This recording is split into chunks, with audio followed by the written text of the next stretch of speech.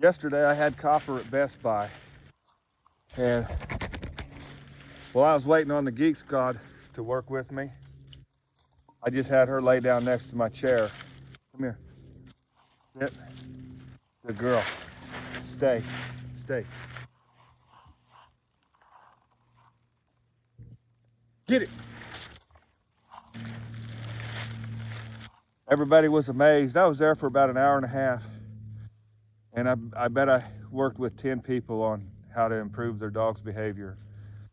One was the girl behind the counter that was working on my phone, and she was telling me she has this husky, and she gets home at night, she just can't hardly stand it because she lets it out of the crate. It's just jumping all over her. When she lets it outside, it goes out to dig holes and stuff like that. I asked her, I said, do you ever get it out and walk it, or tie the leash to your bicycle and take her for a run and go get it? And let her get some exercise. And she said, no, I don't really have time to do that after work. Well, if you've got a husky pup and you put it in that kennel and you don't have time to exercise it, you're going to have bad behavior. Those dogs are working dogs. It's like a Labrador, made to hunt. Springer Spaniels, hunting dogs, Australian Shepherds, all these dogs have energy they need to burn. You can take your dog out in the backyard and you can throw a ball all you want to, but you're conditioning your dog to run further. You're not wearing him out. You're not stopping negative behavior.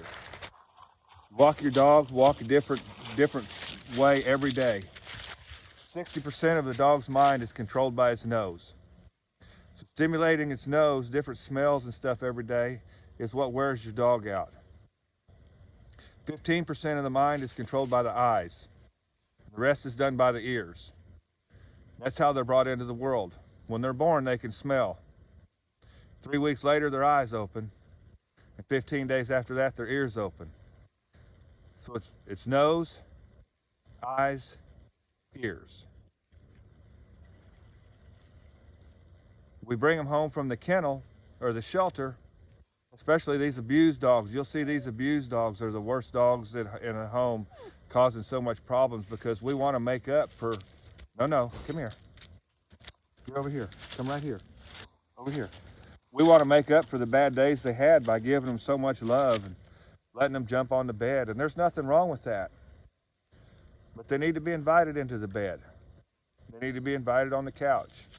They need to walk out the door behind you. And when you're walking them on a leash, they would need to walk next to you or they need to walk behind you. If you've got a dog that's trying to attack every other dog when you're on your walk, your dog's walking in front of you, he's in a position of protection. And that's what he's doing. He's out in front trying to protect. You're sitting here pulling on the leash and stuff like that. That's not good. Your dog needs to stay beside you. And you need to redirect his attention when he starts to wander in another direction, and timing is critical. But the most important thing to stopping these bad behaviors is exercising your dog and stimulating their minds so when they come home, they're tired. Your dog doesn't want the love like we think. We all want our dogs to be happy. That's awesome. Your dog wants exercise, discipline, sit, and affection, all in that order. See how she sits when I tell her to? That's what she wants.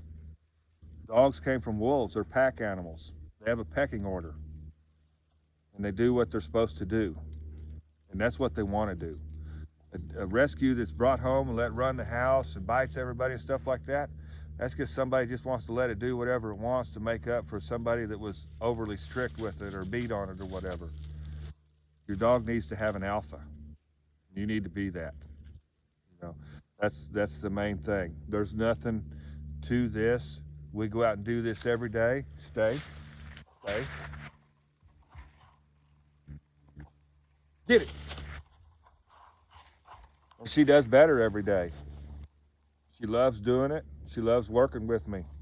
And you notice when I come back and I tell her to sit, she sits. And I'm not going, oh, good girl, good girl. You know why? That's just going to get her excited. Sit. Yeah.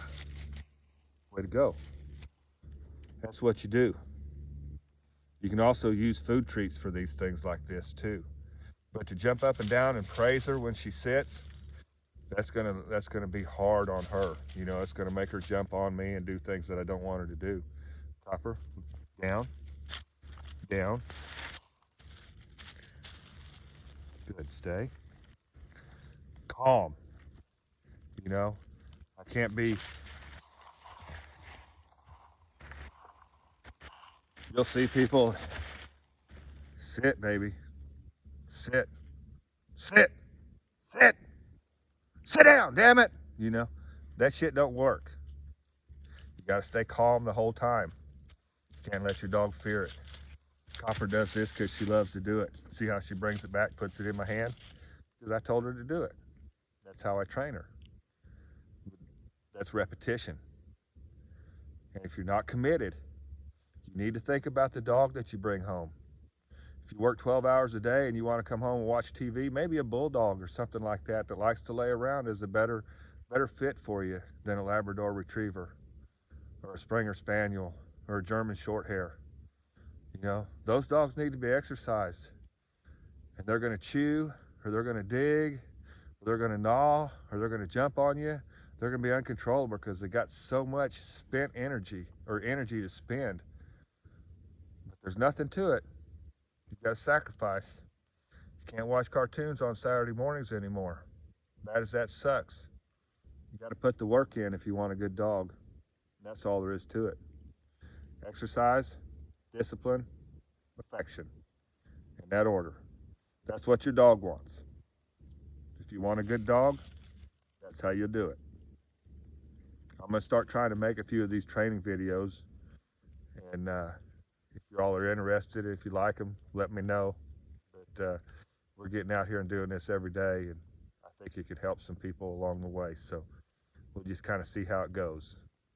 But we have bad days too. I mean, she seems like the perfect dog sitting right here next to me. But we've walked a half a mile, and I've been throwing this thing. Those of you guys that go hunting, that first field in October, yeah, that dog ain't worth a damn. Let him run that field, get them legs a little bit tired, he's zoned in on the next one.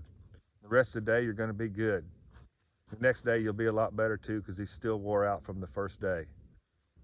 But when they got all that pent up energy, you gotta kind of get it out of them. They make attachments for bicycles that'll hook to the little post on your seat. It has a spring on it, and you can run your dog next to your bike, and that way it's not jerking you. You know, it's got a little shock absorber on it. Those are really good.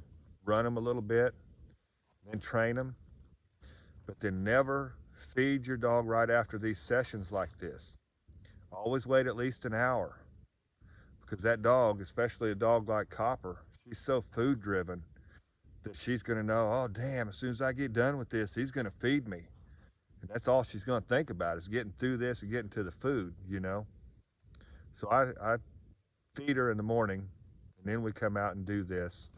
And I make her sit and stay. I make her walk on a leash, and I make her walk next to me, not in front of me. I make her come out the door after me, not before me. You know, things like that. The dog needs to be a follower. You need to be the leader. I hope you like this video. Have a good one.